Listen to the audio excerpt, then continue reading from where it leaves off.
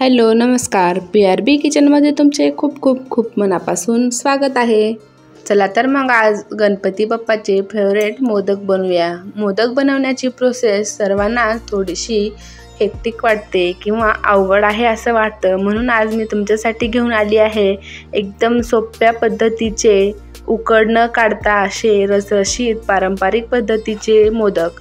हे मोदक बनवण्यासाठी तर अगदी सोपे आहेत, त्याचबरोबर खाण्यासाठी तर खूप छान रसरशीत असे लागतात। इथे पाहू शकता अगदी छान रसरशीत असे मोदक बनवून तयार झालेले आहेत। चला तर मग रेसिपीला सुरुवात करू। पहिल्यांदा मी इथे पॅनमध्ये एक छोटा चमचा खसखस भाजून घेणार आहे। केव्हाही मोदकामध्ये कच्ची खसखस वापरायची नाही, त्याला हलकंसं भाजून घ्यायचं। मेन म्हणजे आपण यामध्ये ओलं खोबरं वापरणार नाही, सुक्या खोबऱ्यापासून हे मोदक बनवणार आहोत व अगदी कमी साहित्यात हे मोदक बनवून तयार होतात। आता ही खसखस भाजून झालेली आहे, त्याला एका वाटीमध्ये काढून घ्यायचं। आता पुढची प्रोसेस करू। इथे मी एक वाटी खिसून घेतलेलं सुकं खोबरं घेतलेलं आहे। आता याच वाटीने अर्धा वाटी गूळ चिरून घेऊ। इथे तुम्ही गुळाचं प्रमाण कमी जास्त करू शकता। अर्धी वाटीपेक्षा पाऊण वाटी घेतलं तरीही चालेल, पण ते थोडंसं जास्त गोड होईल, म्हणून मी ते अर्धी वाटी गूळ चिरून घेत आहे।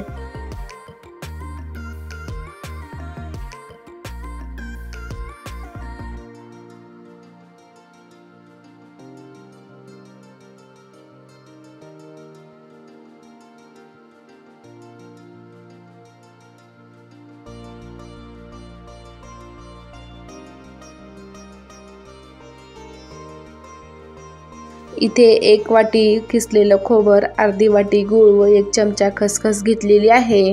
आता हे सर्व जिन्नस एका बाउलमध्ये काढून घ्यायचे। सुरुवातीला किसलेलं खोबर घालायचं, त्याचबरोबर चिरून घेतलेला गूळ व खसखस, व आवडत असेल तर तुम्ही यामध्ये वेलची पूडही घालू शकता। इथे आपण सुकं खोबरं भाजून किंवा सर्व जिन्नस रोस्ट करून घेतलेले नाहीये, डायरेक्ट हे सारण असंच मोदकामध्ये भरायचं।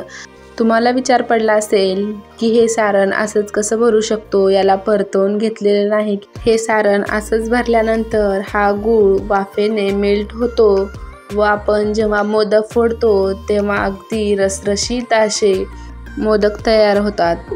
आता पीठ मळून घेऊ। त्यासाठी मी ते एका मोठ्या वाटीने एक वाटी गव्हाचं पीठ घेतलेलं आहे। यामध्ये पोहे खायच्या चमच्याने एक चमचा बेसन पीठ घालायचं।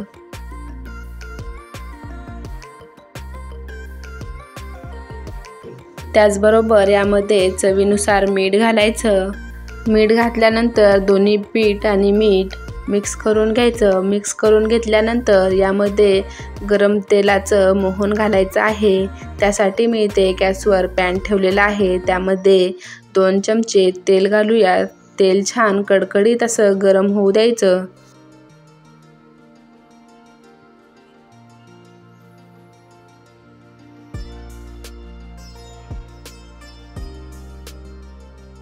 इथे तेल छान कडकडीत असं गरम झालेलं आहे। आता हे तेल पिठामध्ये घालायचं व सर्व पिठामध्ये एकजीव करून घ्यायचं। जर तुम्ही माझ्या चॅनलवर पहिल्यांदाच व्हिजिट केली असेल तर चॅनलला सबस्क्राईब करा, त्याचबरोबर बेल आयकॉनही प्रेस करा, ज्यामुळे तुम्हाला दररोजच्या नवीन व्हिडिओची नोटिफिकेशन मिळत जाईल। सुरुवातीला तेल गरम असल्यामुळे तेल चमच्याच्या मदतीने मिक्स करून घ्यायचं व परत हाताने सर्व पिठाला तेल व्यवस्थित असं लावून घ्यायचं।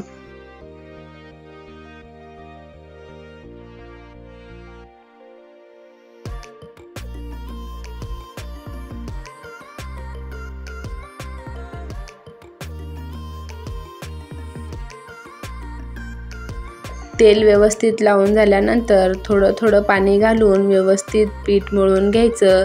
पीठ अगदी सैलसर असं मळायचं नाही, पुऱ्याच्या पिठापेक्षा थोडंसं घट्ट असं पीठ मळून घ्यायचं। इथे पाहू शकता या पद्धतीचं पीठ मळून घेतलेलं आहे। हे पीठ 10 मिनिट रेस्ट करून घ्यायचं। 10 मिनिटानंतर याचे असे छोटे छोटे गोळे बनवून घ्यायचे। मोदक हे छोटेच असतात, त्यामुळे पीठही थोडंसं घ्यायचं. हा गोळा कोरड्या पिठामध्ये डीप करून याच्या अशा छोट्या छोट्या लाट्या बनवून घ्यायच्या. ज्या साईजच्या प्रमाणे मोदक बनवायचे आहेत त्याचप्रमाणे लाट्या बनवून घ्यायच्या व याला 3 बोटाच्या सहाय्याने कळ्या पाडून घ्यायच्या. ज्या पद्धतीने व्हिडिओमध्ये दाखवलं आहे त्या पद्धतीने कळ्या पाडून घ्यायच्या व यामध्ये सारण भरून घ्यायचं. मी ते 2 चमचे सारण भरत आहे. तुम्हाला ज्याप्रमाणे आवडत असेल किंवा मोदकामध्ये जेवढं बसेल तेवढं सारण भरायचं. आता हे मोदक छान बंद करून घ्यायचं.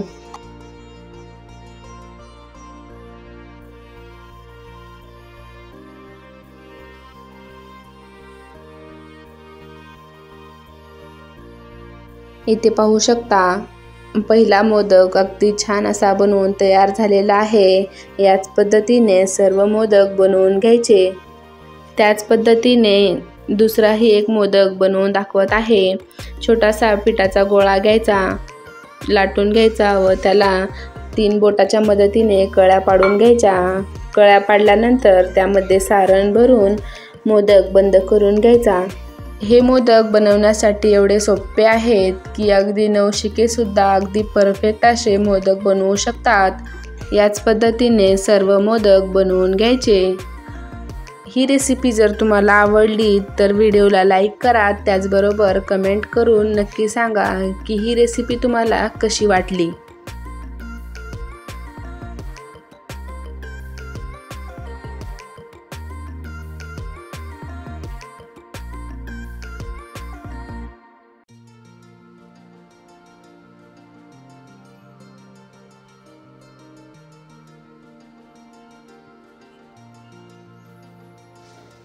इथे सर्व मोदक बनवून तयार झालेले आहेत. आता याला स्टीम करण्यासाठी घेऊ.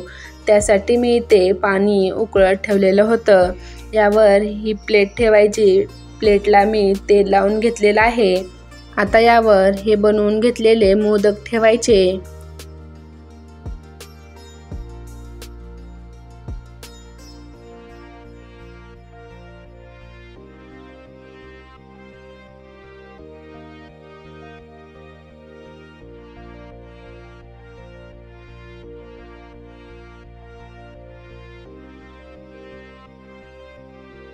आता ही मोदकाची प्लेट या उकळत्या पाण्यावर ठेवायची व वरून जे फिट्ट असं झाकण बसेल ते ठेवायचं व याला मीडियम गॅसवर 20 मिनिट स्टीम करून घ्यायचं.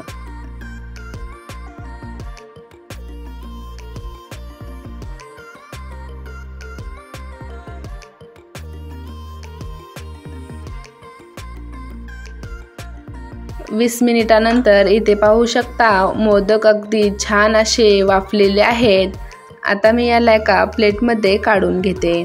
इथे आपले गव्हाचं पीठ व सुकं खोबरं गूळ घालून बनवलेले वाफेवरचे मोदक बनवून तयार झालेले आहेत. हे मोदक खाण्यासाठी तर खूप छान अप्रतिम असे लागतात. नक्की एकदा हे मोदक ट्राय करा. इथे आपले सर्व मोदक बनवून तयार झालेले आहेत. व्हिडिओ आवडला असेल तर व्हिडिओला लाईक करा, शेअर करा व चॅनलवर नवीन असाल तर चॅनलला सबस्क्राईब करायला विसरू नका. भेटूया अशाच नवीन व छान अशा रेसिपीसोबत. तोपर्यंत बाय बाय.